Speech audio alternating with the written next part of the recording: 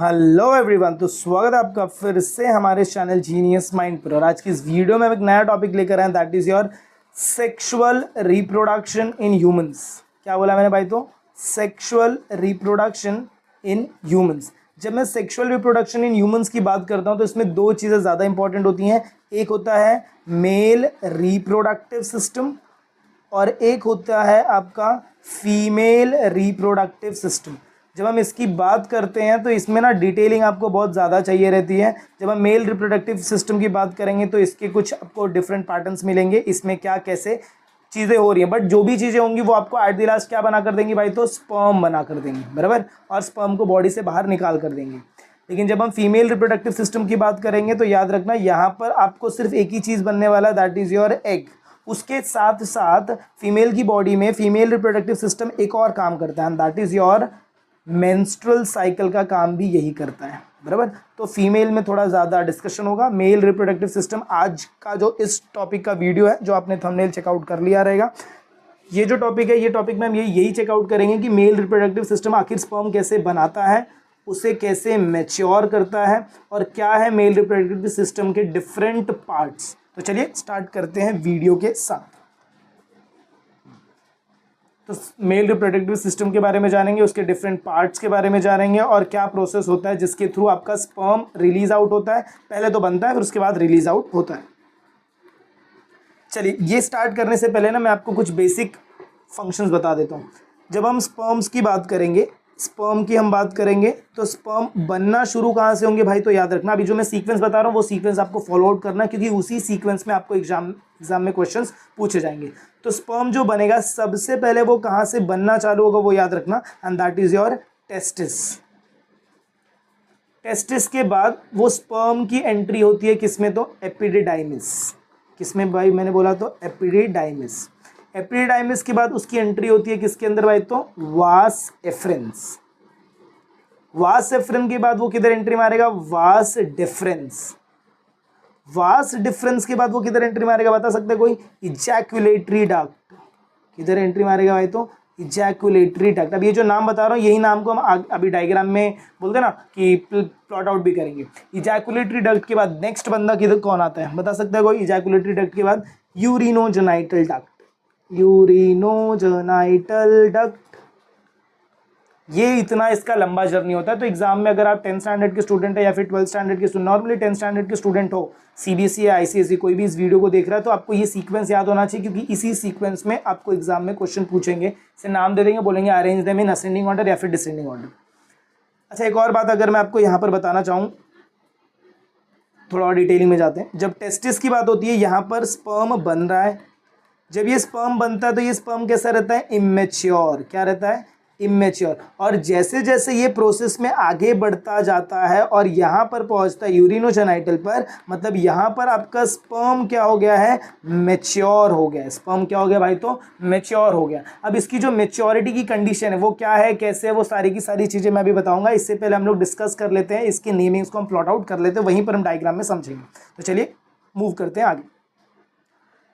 ये हो गया आपका मेल रिप्रोडक्टिव सिस्टम। जब हम मेल रिप्रोडक्टिव सिस्टम की बात करेंगे, स्टार्टिंग हम कहाँ से करेंगे भाई? तो टेस्टिस के साथ स्टार्ट करेंगे। देखो, तो ये वाला जो आपका फर्स्ट आपको ये पैटर्न में दिखा रहा हूँ, number 1, this is your testis. Number 1 के साथ हम याद रखेंगे टेस्टिस। इसके बाद आपको ये जो ऊपर का ये जो लाइनिंग दिख रहा है, इसी लाइनिंग का दूसरा नाम, इसी लाइनिंग का आपका नाम क्या है भाई? तो epididymis, and that is your second number.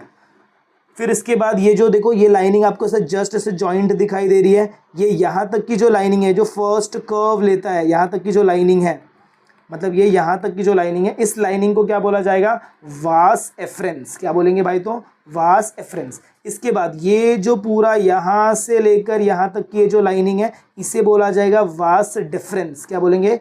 Vas deferens बोलेंगे। आई होप आपको इतना पैटर्न समझ में आ गया, बराबर। अब इसके बाद ये वाला जो पैटर्न है ना, यहाँ की ये जो लाइनिंग आपको यहाँ से यहाँ तक दिख रही है, ये पूरे लाइनिंग को आप क्या बोलेंगे? Ejaculatory duct. क्या बोलेंगे भाई? तो इजैकुलेटरी डक्ट बोलेंगे। आई होप आपको ये पार्ट भी समझ में आ गया। अच्छा, अब इसके बाद आगे चलते हैं। अब ये जो आपको सेंटर में लाइन दिख रहा है, दिस लाइन जो मैं ये ड्रॉ कर रहा हूँ, येलो लाइनिंग, यहाँ तक ये जो लाइनिंग है, इस लाइनिंग का नाम है यूरिनोजेनाइटल डक्ट। क्या बोला मैंने? Urinogenital duct. अभी यूरिनोजेनाइटल क्यों, ध्यान से सुनना, क्योंकि यहाँ से यूरिन भी पास होगा प्लस यहीं से आपका स्पर्म भी पास होता है, और स्पर्म के अंदर क्या रहता है, जेनेटिक इन्फॉर्मेशन, इसलिए नाम है यूरिनोजेनाइटल डक्ट। आई होप आपको ये सीक्वेंस समझ में आ गया। इसका मतलब क्या, प्लीज इसका नोट डाउन ले लीजिए, क्योंकि मैं अभी ये इरेज आउट करूंगा, क्योंकि और हमें डिस्कशन करना है। तो आई होप आपको ये सीक्वेंस समझ में आ गया कि यहाँ पर ये सीक्वेंस नंबर 1 है, फिर ये 2 है, फिर यहाँ पर ये 3 है, फिर ये 4 है, फिर ये 5 है, और लास्ट में ये वाला आपका क्या है, 6 है। अब ध्यान से सुनना, मैंने क्या बोला, यहाँ पर जब स्पर्म प्रोड्यूस हो रहा है तो स्पर्म इज इमेच्योर, मतलब स्पर्म आपका मेच्योर नहीं हुआ है। लेकिन जैसे जैसे ये यहाँ से ऐसे आगे बढ़ रहा है, ये क्या हो रहा है, मेच्योर होते जा रहा है, और जब ये यहाँ से रिलीज आउट होगा, जब ये यहाँ से रिलीज आउट होगा उस टाइम पर ये फुल्ली मेच्योर। अब मेच्योर का मतलब क्या पता है, इसके पास कैपेसिटी है to fertilize egg, to fertilize egg, मतलब क्या कि अगर वो किसी भी फीमेल की बॉडी में रिलीज आउट होता है तो it can fertilize the egg, ये इसके पास कैपेसिटी होती है। अब हम देखते हैं कि इनको मेच्योर कौन कौन करता है। याद से ध्यान से सुनो, मेच्योर करने के लिए कुछ लोग हैं जो यहाँ पर पार्टिसिपेट करेंगे। फर्स्ट पैटर्न की अगर मैं बात करूँ तो देखो भाई, ये आपको ये वाला स्ट्रक्चर दिख रहा है, ये वाइट वाला स्ट्रक्चर, फर्स्ट वाला आपको ये स्ट्रक्चर दिख रहा है, ये स्ट्रक्चर देखो, यहाँ पर मैं व्हाइट कलर का स्ट्रक्चर यहाँ पर ऊपर बना रहा हूँ। इस स्ट्रक्चर को बोला जाता है, क्या बोला जाएगा भाई, चलो बता दो, किसी को पता है क्या, अगर किसी ने पहले से पढ़ के रखा है। इसे बोला जाएगा सेमिनल वेसिकल्स। क्या बोलेंगे, सेमिनल वेसिकल्स। ऐसे ना टोटल 3 तरीके के वेसिकल्स होते हैं। एक होता है सेमिनल वेसिकल्स, अभी ध्यान से सुन लो इधर नाम, एक होता है सेमिनल वेसिकल्स, फिर एक होता है आपका प्रोस्टेट ग्लैंड, और फिर एक होता है आपका कॉपर्स ग्लैंड। इन तीनों का काम क्या रहता है, ये जो तीनों है, ये दे रिलीज लिक्विड सिक्रीशंस। क्या रिलीज करते हैं, ये लिक्विड सिक्रीशंस रिलीज करते हैं, और इसी से आपका क्या बन जाता है, सीमन बनता है। और ये जो सीमन होता है, इसी के अंदर कौन मिलता है आपको, तो स्पर्म मिलता है। इसका मतलब क्या कि अगर स्पर्म को मुझे क्या करना है भाई, तो मेच्योर करना है, तो ये तीनों सिक्रेशंस की जरूरत पड़ती है। अगेन कौन से सिक्रीशन बोले मैंने, सबसे पहले मैंने बोला सेमिनल वेसाइकल्स। अब याद रखना, ये जो सेमिनल वेसाइकल है, ये अपना सिक्रीशन किधर ऐड करता है, it adds the secretion in ejaculatory duct. किधर ऐड करेगा भाई, तो इजैक्यूलेटरी डक्ट में ऐड करेगा, ये आपको याद रखना है। और ये वाला जो पैटर्न है, इसे बोला क्या गया भाई, तो सेमिनल वेसाइकल, और ये डायरेक्टली किसके साथ कनेक्टेड रहता है, इजैक्यूलेटरी डक्ट के साथ। इसके बाद ये वाला स्ट्रक्चर दिख रहा है, इस स्ट्रक्चर को बोला जाएगा प्रोस्टेट ग्लैंड। क्या बोलेंगे, प्रोस्टेट ग्लैंड, स्पेलिंग गलत है। ये वाले स्ट्रक्चर को आप क्या बोलोगे भाई, तो you will called it as prostate gland. और ये जो प्रोस्टेट ग्लैंड होता है, इसके साथ साथ एक और बंदे की हम बात कर लेते हैं पहले थोड़ी देर के लिए। ये पैटर्न को यहाँ से मैं गायब करता हूँ, एक डिफरेंट कलर पेन यूज करता हूँ। देखो ये वाला जो पैटर्न था, इससे मैंने क्या बोल दिया भाई, तो प्रोस्टेट ग्लैंड बोल दिया, बराबर। इसी के नीचे देखो आपको यहाँ पर ये पूरा का पूरा स्ट्रक्चर दिख रहा है, ये पूरे के पूरे स्ट्रक्चर को आप क्या बोलेंगे, कॉपर्स ग्लैंड। क्या बोलेंगे, कॉपर्स ग्लैंड। अच्छा, ये दोनों नाम मैंने साथ में क्यों लिखा, क्योंकि ये दोनों अपने सिक्रीशंस किधर ऐड कर देते हैं, डायरेक्टली इनटू यूरिनोजेनाइटल डक्ट। किधर ऐड कर रहे हैं भाई, तो यूरिनोजेनाइटल डक्ट में ऐड कर रहे हैं। आई होप आपको इतना समझ में आया कि हमने अभी तक क्या क्या बात किया है। वापस एक बार हम, अगर मैं आपको रिवाइज करवाना चाहूँ, तो सबसे पहले आपका स्पर्म बनता किधर है, टेस्टिस में। टेस्टिस में जब स्पर्म बन रहा है तो वो कैसा है, इमेच्योर स्पर्म है। फिर ये यहाँ से एपिडिडाइमिस में रिलीज होता है, फिर एपिडिडाइमिस से वास एफ्रेंस में, वास एफ्रेंस के बाद ये यहाँ से होते हुए वास डेफरेंस से होते हुए फिर एंट्री मारेगा इजैकुलेटरी डक्ट। जब इजैकुलेटरी डक्ट में पहुंचेगा तो यहाँ पर सेमिनल वेसाइकल अपना सिक्रीशन ऐड करेगा, जिसके थ्रू ये स्पर्म जो इमेच्योर था अभी वो धीरे धीरे मेच्योर हो रहा है। जब यहाँ से मूव करता है तभी भी इसकी मेच्योरिटी बढ़ती रहती है। फिर जब ये यहाँ से इधर एंट्री मारेगा तो अगेन प्रोस्टेट ग्लैंड भी अपना क्या करेगा, सिक्रीशन ऐड करेगा। फिर थोड़ा और आगे बढ़ेगा तो कॉपर्स ग्लैंड भी अपना क्या करेगा, सिक्रीशन ऐड करेगा। इस पॉइंट पर आपका स्पर्म जो है फुल्ली मेच्योर्ड हो जाता है और फिर ये यहाँ से रेडी है to release out from the penis. ये पेनिस से बाहर निकलने के लिए रिलीज होता है। तो आई होप आपको ये पूरा का पूरा पैटर्न समझ में आ गया कि कैसे आपका एक स्पर्म जो है वो बनता है और कैसे। अच्छा, स्पर्म बनाता कौन है, ये देखो इसके अंदर आपको देखो ऐसे छोटे छोटे ये ऐसे बल्ब लाइक स्ट्रक्चर दिख रहा है और इसके अंदर ऐसे ट्यूब्यूल्स दिख रहे हैं। इन्हें बोला जाता है जर्माइनल एपिथीलियम। क्या बोला जाएगा, जर्माइनल एपिथीलियम। ये जब डिवाइड होते हैं, डिवाइड होकर ये आपको क्या बना कर देंगे भाई, तो स्पर्म बना कर देंगे। क्या बना कर देंगे, स्पर्म बना कर देंगे। तीन कौन मेन लोग हैं, एक सेमिनल वेसिकल मेन है, प्रोस्टेट ग्लैंड मेन है और कॉर्पस ग्लैंड। इनका काम क्या रहता है, टू मैच्योर द स्पर्म। इनका काम क्या रहेगा, ये स्पर्म की क्या बढ़ाएंगे, मैच्योरिटी बढ़ाएंगे, ताकि वो क्या कर सके भाई, तो फर्टिलाइज कर सके। किसको फर्टिलाइज कर सके, तो फीमेल एग। तो आई होप आपको ये सारा का सारा डिस्कशन समझ में आ रहेगा। कुछ और थोड़ा डिस्कशन का हम बात कर लेते हैं। देखो, जब स्पर्म मेरा यहाँ से बन रहा है, इसको यहाँ से ऐसे घूम के इतना डिस्टेंस ट्रैवल करके बॉडी के बाहर आना है। अच्छा, अभी अगर इसे यहाँ से इतना चलकर जाना है तो इसके लिए क्या लगता है, एनर्जी, बराबर है। आपको भी अगर कहीं चलना है तो आपको भी एनर्जी लगेगा। वैसे स्पर्म को एनर्जी प्रोवाइड करने वाला, स्पर्म को एनर्जी प्रोवाइड करने वाला जो शुगर होता है, उस शुगर का नाम होता है फ्रक्टोज। कौन सा शुगर होता है भाई, तो फ्रक्टोज। याद रखना, एग्जाम का क्वेश्चन है ये। Fructose is the sugar which provides energy to the sperm. Sperm को एनर्जी प्रोवाइड करता है। फ्रक्टोज हमें कहाँ से मिलता है, normally it is a sugar which is present in fruit. Fruit से जो शुगर मिलते हैं उन्हें हम फ्रक्टोज शुगर बोलते हैं। इसके साथ साथ और एक दो डिस्कशन कर लेते हैं। स्पर्म का जो टोटल डिस्टेंस वो ट्रैवल करता है, टोटल डिस्टेंस मतलब क्या, यहाँ से यहाँ तक का जो डिस्टेंस होता है दैट इज अप्रोक्सीमेटली 6.5 मीटर होता है। कितना होता है, 6.5 मीटर। स्पर्म के पास क्या रहता है, टेल। अगर मैं स्पर्म की बात करूँ तो ये इसका कुछ हेड लाइक स्ट्रक्चर रहता है, और फिर यहाँ पर ये ऐसे थोड़ा सा एक स्ट्रक्चर मिलेगा, और फिर यहाँ पर ये ऐसा दिखता है, बराबर।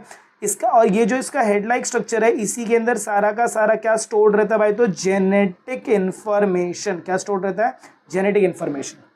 तो ये थोड़ा एक लेवल पे और डिटेलिंग बता देता हूँ मैं, ताकि आपको बोलते ना एक ही वीडियो में सारी की सारी बेसिक बता रहे हैं। ये टेल उसको क्यों हेल्प करता है, what is the use of this tail. ये हेल्प करता है इनको मूवमेंट के लिए, या फिर आप बोल सकते हो मोटिलिटी प्रोवाइड करने के लिए ये आप इसका यूज करते हो। आई होप आपको यहाँ तक का पूरा पैटर्न समझ में आ गया। इसके बाद और कुछ बच रहा है, यस, ये जो आगे का पोर्शन होता है। अच्छा, ये जो आपका पूरा का पूरा पैटर्न है, ये आप नोट डाउन कर लीजिए। कौन सा शुगर है, स्पर्म, क्या एनर्जी, सारा का सारा पैटर्न नोट डाउन कर लीजिए, डायग्राम नोट डाउन कर लीजिए। तो चलिए देखते हैं आगे। ये जो पूरा का पूरा पैटर्न है, ये पूरे के पूरे पैटर्न को आप क्या बोलते हो भाई, तो पेनिस। क्या बोला जाता है, पेनिस बोला जाता है। और ये जो आगे का पार्ट रहता है which is very soft in nature, ये बहुत सॉफ्ट होता है, इसे बोला जाता है ग्लांस पेनिस। क्या बोला जाता है, ग्लांस पेनिस बोला जाता है। फीमेल की बॉडी में यही पार्ट एंटर करता है। Why, because it is very soft, it can easily enter inside the females vagina.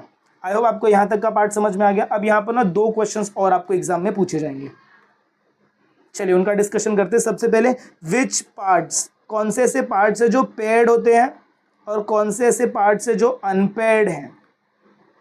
Paired और अनपेयर्ड समझ में आएगा। कौन लोग है जो जोड़ी में, और कौन लोग है भाई जो सिंगल लोग हैं। सिंगल लोग तो वैसे भी बहुत है। जब हम पेयर्ड की बात करेंगे, देखो टेस्टिस यहाँ पर 2 दिखाई दे रहा है, मतलब इसमें सबसे फर्स्ट कौन आएगा, हमारा टेस्टिस आ जाएगा। फिर हमें ये इजैकुलेटरी डक्ट 2 दिखाई देता है, यस, इजैकुलेटरी डक्ट दिख गया, इजैकुलेटरी डक्ट। प्रोस्टेट ग्लैंड एक है क्या, यस, ये पूरा का पूरा एक स्ट्रक्चर है, वो 2 नहीं है। सेमिनल वेसिकल 2 है, तो यहाँ पर आपको लिखना है सेमिनल वेसिकल्स। फिर इसके साथ साथ ये देखो, ये 2 स्ट्रक्चर दिख रहा है, ये 2 स्ट्रक्चर है क्या, कॉपर्स ग्लैंड, कॉपर्स ग्लैंड। ये सारे के सारे लोग क्या रहेंगे, पेड रहेंगे। फिर अनपेड में कौन कौन आता है, अनपेड में सबसे पहले आ जाएगा आपका कौन, पेनिस। पेनिस के बाद आएगा यूरिनोजेनाइटल डक्ट, यूरिनोजेनाइटल डक्ट। और यूरिनोजेनाइटल डक्ट के बाद एक नेक्स्ट बंदा आपको मिलेगा, कौन सा जरा बता सकते हैं। पेनिस तो अपना काम हो चुका है, that is your prostate gland. तो ये जितने भी नेम हमने चेकआउट किए, वो सारे के सारे लोग ऐसे हैं जो कुछ, अगर मैं इसको यहाँ से ऐसे डिवाइड करता हूँ ना, तो मुझे ऐसे डबल लोग मिलेंगे और सिंगल लोग मिलेंगे। तो वही डबल और सिंगल को हमने पेड और अनपेड में लिखा है। तो आई होप आपको ये वीडियो प्रॉपरली अच्छे से समझ में आ गई रहेगी कि एक मेल रिप्रोडक्टिव सिस्टम के लिए क्या क्या चीज़ें ज़रूरी है और कौन से पैटर्न में ये सारी चीज़ें होती हैं। फिर भी एक बार एक लास्ट रिविजन कर लेते हैं और चेकआउट करते हैं कि क्या आपको प्रॉपरली समझ में आया। सबसे पहले बताओ, स्पर्म किधर बनेगा, sperm is formed into testis with the help of germinal epithelium and then it enters into epididymis. ये एपिडिडाइमिस का लेयर है। इसके बाद it enters into next part, that is your vas deferens में एंटर करेगा। फिर ये आगे मूव करेगा वास डेफरेंस में, और यहाँ से फिर इसी वाले पार्ट को आप क्या बोलेंगे भाई, तो इजैकुलेटरी डक्ट। इजैकुलेटरी डक्ट में एंटर करेगा, फिर यहाँ से एंट्री किसकी होगी, सेमिनल वेसिकल के लिक्विड सिक्रेशन की, जो स्पर्म को क्या कर रहा है, इमेच्योर से मैच्योर कर रहा है। फिर ये आगे मूव करेगा तो प्रोस्टेट ग्लैंड भी अपना सिक्रेशन डालेगा, फिर ये आगे मूव करेगा तो कॉपर्स ग्लैंड भी अपना सिक्रेशन डालेगा। इस पॉइंट पर आपका जो स्पर्म है it is fully matured sperm and now it is ready to release from your urinogenital duct. तो ये जो लेयर आपको दिख रहा है इसे बोला जाता है यूरिनोजेनाइटल डक्ट, और वो यहाँ से बाहर आने के लिए क्या है, ready to enter into female का वजाइना। फीमेल के वजाइना में एंट्री मारने के लिए वो क्या है भाई, तो रेडी है। तो आई होप आपको वीडियो पसंद आई रहेगी। तो अगर आपको वीडियो पसंद है, अगर आपको ऐसा लग रहा है कि यस यहाँ पर इंटरेस्टिंग चीजें चल रही है, तो मेक श्योर आप वीडियो को ज्यादा से ज्यादा अपने फ्रेंड्स के साथ शेयर कर रहे हैं। चैनल पर नए तो चैनल को सब्सक्राइब करना ना भूलें। मिलते हैं अगले वीडियो में फीमेल रिप्रोडक्टिव सिस्टम के साथ, और ये जो पार्ट होगा थोड़ा सा इंटरेस्टिंग होगा क्योंकि it is divided into 2 part. तो हम इसकी 2 वीडियो लाएंगे, जिसके अंदर फर्स्ट मैं बात करूंगा फीमेल रिप्रोडक्टिव पार्ट्स के बारे में, एंड फिर सेकंड हम बात करेंगे MC that is your menstrual cycle के बारे में। तो चलिए मिलते हैं अगले वीडियो में इसके आगे के कंटिन्यूएशन के साथ। तब तक के लिए have a good day and take care.